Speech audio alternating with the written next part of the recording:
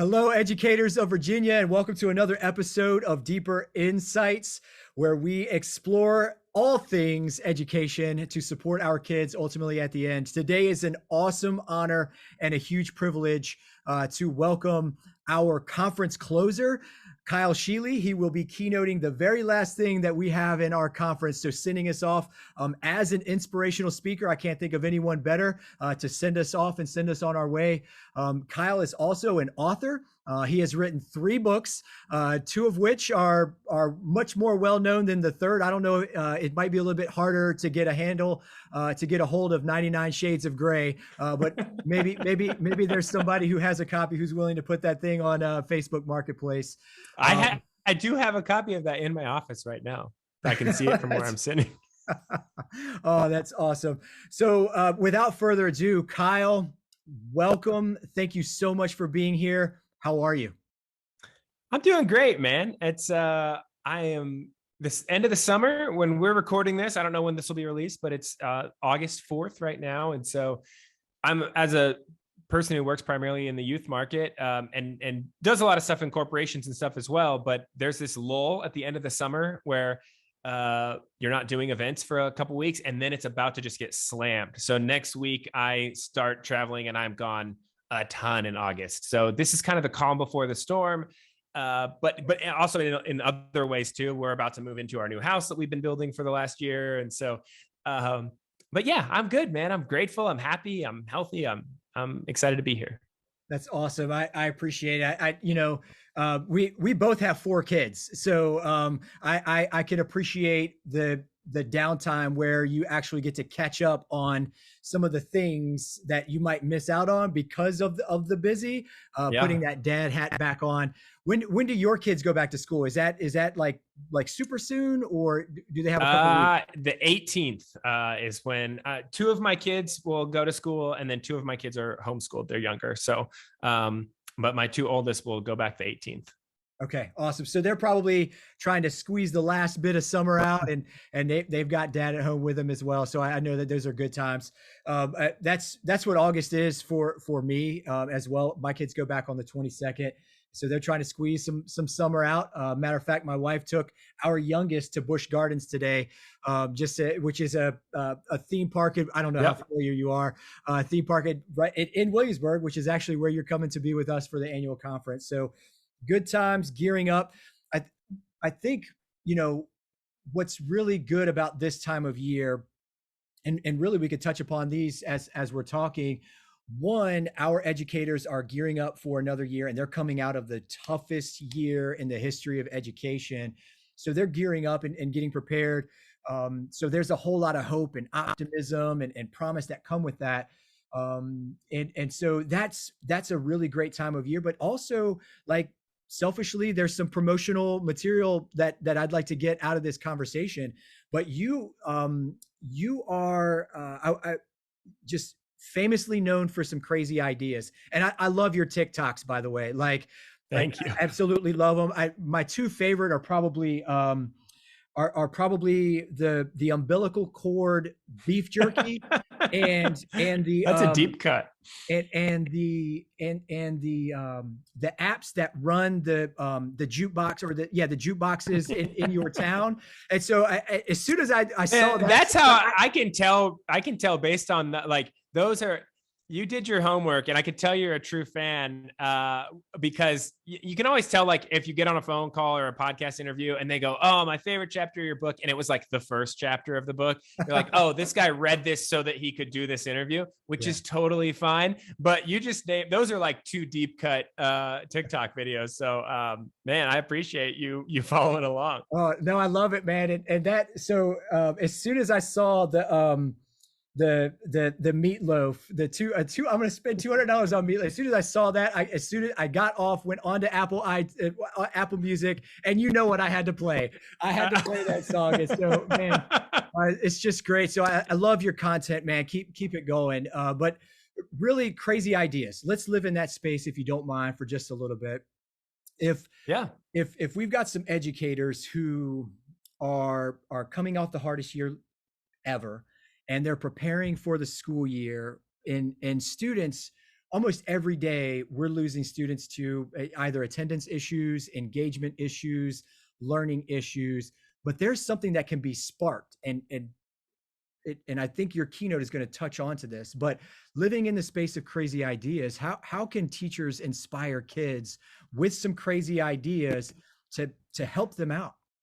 Yeah. So for those of you who don't have context on what we were talking about, what I have kind of become known for over the last decade or so is chasing these crazy ideas. So you mentioned 99 Shades of Grey. That was just a silly book idea that I had. When 50 Shades of Grey came out, I thought, what if you just published a book that literally just had shades of gray in it? And so there were 99 Shades of Grey within this color space called grayscale. And I published this book thinking like, this is just a dumb joke. No one's going to care about this. And we sold like almost $10,000 worth of this book and shipped it to a dozen countries around the world and put a copy in the Library of Congress. And that just sort of like led to all of these other crazy ideas that I've had.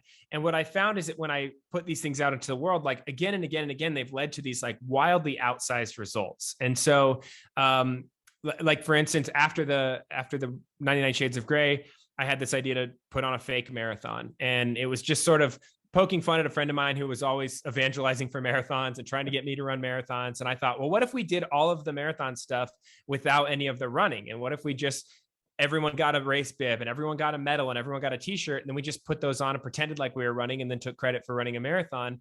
And again, that was an idea that I thought, oh, this is funny to me and my friends, but no one else is going to care about this. Well, then 1,000 people signed up. We were in Runner's World magazine. And then we did it again last year, and 34,000 people signed up, and it was in the Washington Post. And I mean, that technically makes us bigger than the Boston Marathon.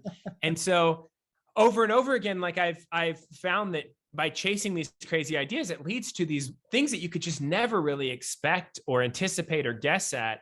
And so I've started kind of being an evangelist for crazy ideas. And one of the things that I say is that every problem needs a solution, but before it's a solution, it's a crazy idea. If it wasn't a crazy idea, somebody would have already done it before. And so as a culture and as a society, we're facing huge problems right now, whether that's like this political division in our country that seems like it's higher than it's ever been in my lifetime, whether it's global warming or whether it's COVID or the war in Ukraine. All of this stuff feels so heavy and a lot of times feels unsolvable.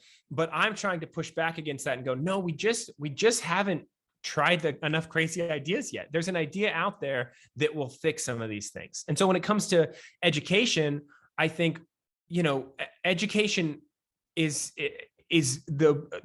a place that needs more crazy ideas than anything else. Like this is a thing we're trying to prepare students for a future that we have no idea what it's going to be. It doesn't exist now. Most of the jobs that your students have don't exist right now. They won't exist while they are your students. It's a thing that they're going to find out like 10 years from now. Oh, this whole industry opens up, or this whole programming language opens up, or this thing that we can't imagine. And so it's kind of the idea of educating someone for a job that doesn't exist is in and of itself a crazy idea. So I would just, to answer your question, this is a very long answer, but I would say like, start thinking, what are the things what are my built-in assumptions about what education needs to be? And are those true? Can I question some of those? Can I pull on some of these strings? What are the experiences that have been the most meaningful in my own educational journey, both as a student and now as a teacher or an educator and an administrator? How can I replicate those things? Which of those things call into question some of the assumptions that we talked about earlier? And then start just kind of wiggling stuff around. And I think you'll often find like, oh, I thought teaching had to be this, or I thought education had to be this. But in my own experience, some of the most meaningful experiences I had didn't fit into those boxes. So how can I, as an educator, create experiences like that for my own students?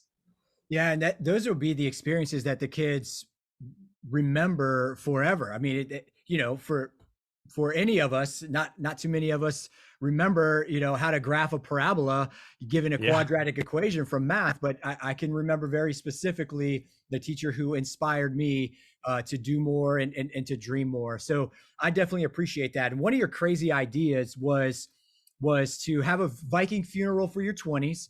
And then came the big project that became the book, how to host a Viking funeral.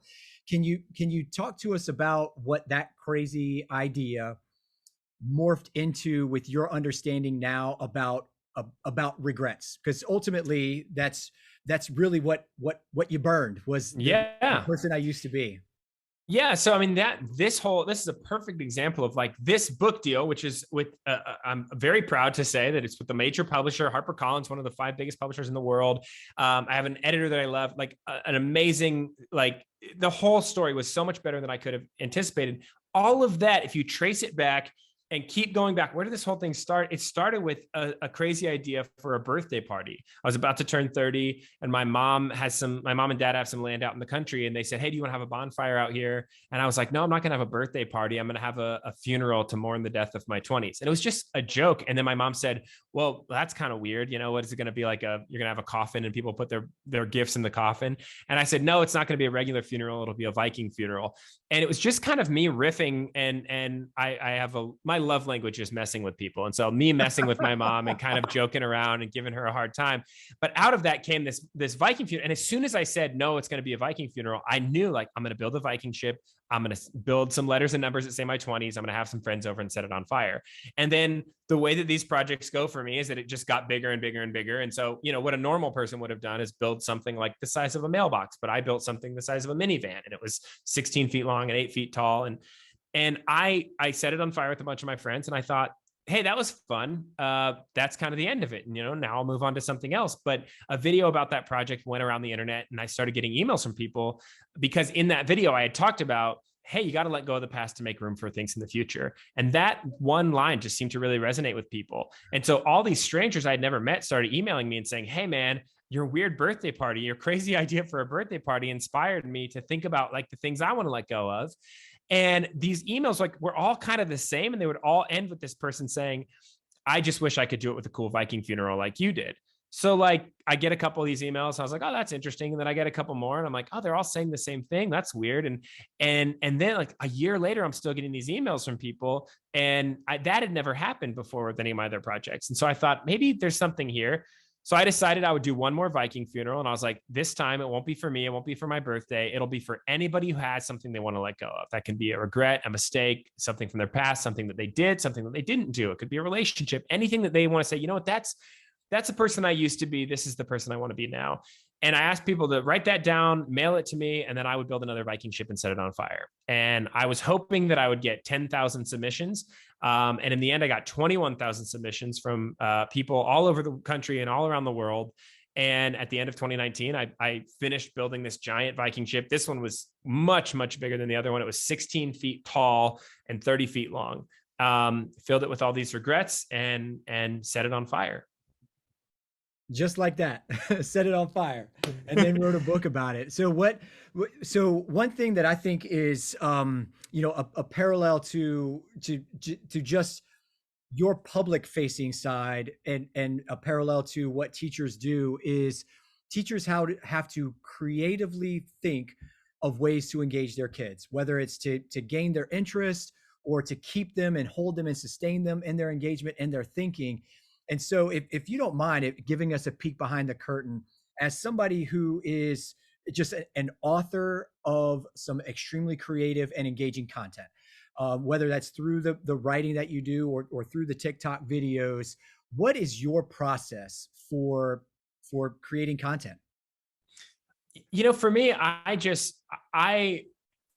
I heard there's a comedian named Mike Birbiglia, and I'm a big fan of his, have been for a long time. And I heard him say once in an interview that his career changed and pivoted when he realized, oh, I'm not a stand-up comedian, I'm a storyteller.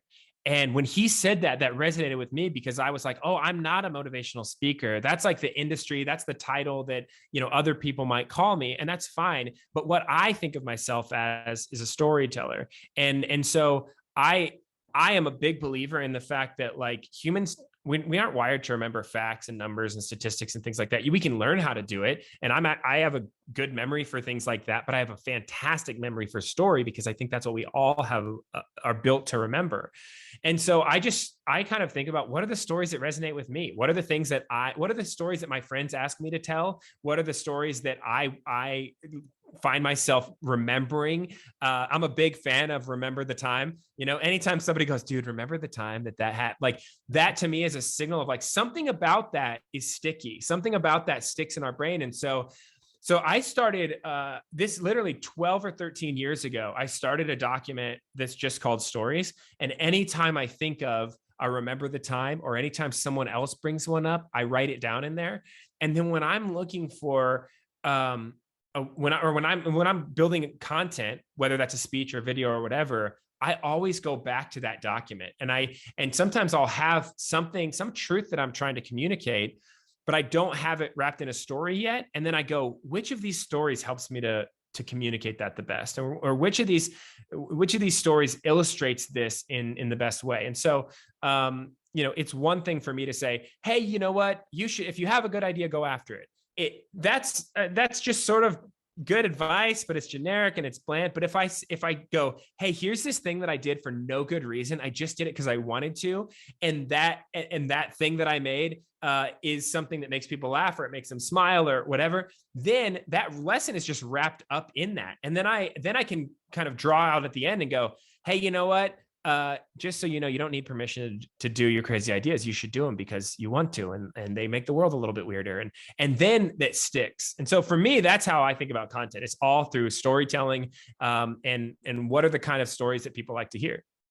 Yeah, I think that's so interesting, about using the story to pull out the nugget. I mean, that's story is how we communicated all through time before we had anything that was formal about schooling or any standards or any testing like that. So really appreciating our innate communication, kind of bare bones through storytelling. So I want to make sure I stay true to keeping this short. I want to give you a chance to maybe to help us, because we'll drop this right around the time when some teachers have already started back, and some are getting ready to start back with their kids coming back. So we're right in that sweet spot of the beginning of a new chapter, a new rotation. That's the beautiful thing about education, is that every year we get to hit the reset button and start over and do things differently. What, as somebody who knows youth very, very well and who draws upon their own experiences, what are some good key tips coming into this year in particular that would help teachers reach their kids? I would say one is to understand that the truth of what you just said about that this is a reset button, that even if you've had these kids in the past, like you get a fresh start here, and you can kind of there is something really powerful. That's what my whole book was about how powerful it is to say, oh, I'm not that person anymore. I used to be that person. I'm not that person anymore. And so at any point you can do that, but there are certain markers in the calendar that make it easier. And this is one of them, where you can go, hey, you know what? I'm tired of being the teacher who hounds everybody about stuff, or I'm tired of being the teacher who's known for, being a strict disciplinarian. I want to be the fun teacher. I want to be the teacher who shows grace, or I want to try that identity on, see what that feels like. And then the other thing I would say, and I'll touch on this a lot in my keynote, is just that the things that remember the things that connected with you as a student, the things that made you fall in love with the idea of wanting to educate. And it probably was not that somebody really, like you said, nailed the quadratic equation lesson for you. What it probably was it was a human being who saw you as a human being and inspired you to want to learn something that maybe you had no desire to learn before. And all of a sudden they made you fall in love with this thing. And you thought, wow, that's magic. If they could do that for me, what if I could do that for someone else? Reconnect with that. And I think a lot of the rest of the stuff takes care of itself. If you remember why you got into this place, why you got into this in the first place, and you try to go, hey, you know what? I'm going to come into this every day with that in the front of my mind, trying to say, how do I recreate that experience for my students? How do I make sure they're telling stories about me, not as oh, they really taught me how to, multiply fractions or whatever. And instead they went, you know what? I knew that teacher cared, and I knew that they loved me and that they were there for me. And I saw that they were excited about their life.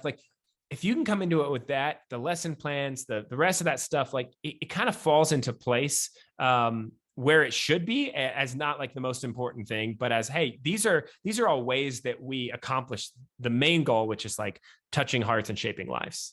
Yeah. Oh, that's awesome, Kai. I appreciate it. And thank you so much for carving out time to to sit down with me, answer a couple of wacky questions, and help us out with some promotional materials. I cannot wait to actually meet you in person in Williamsburg at our annual conference. I can't think of a better person to close our conference out. I think I said it earlier as our conference closer, just really sending us off just inspired and on fire for kids. And pun kind of quasi intended with setting things on fire, but definitely excited about bringing you in. So one last thing, I want to give you an opportunity, Kyle. How can our listeners connect with you? You can follow me anywhere. If you can figure out how to spell my last name, that's always the challenge. It's Kyle, and that's Scheele, KyleScheele.com, or at Kyle Scheele on social media platforms and things like that. But I would say I'm not particularly concerned with whether or not you follow me or anything like that. If there's ever any way that I can be a resource to you guys, please reach out. I am here to help. I feel like you'll hear me talk about this in my keynote, that I was kind of a rough kid. I was a kid who, the teacherly way of describing me would be to say that I had a lot of potential.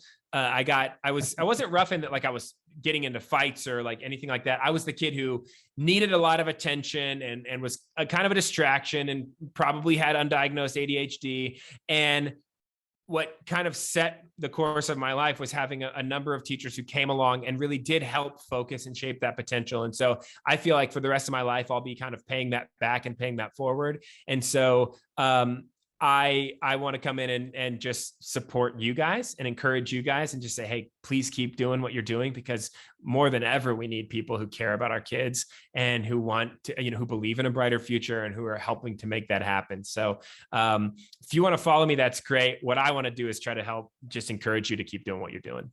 Awesome. Thank you, Kyle. And thank you so much for spending time with us today and putting this podcast on wax. Listeners, thank you so much for tuning in.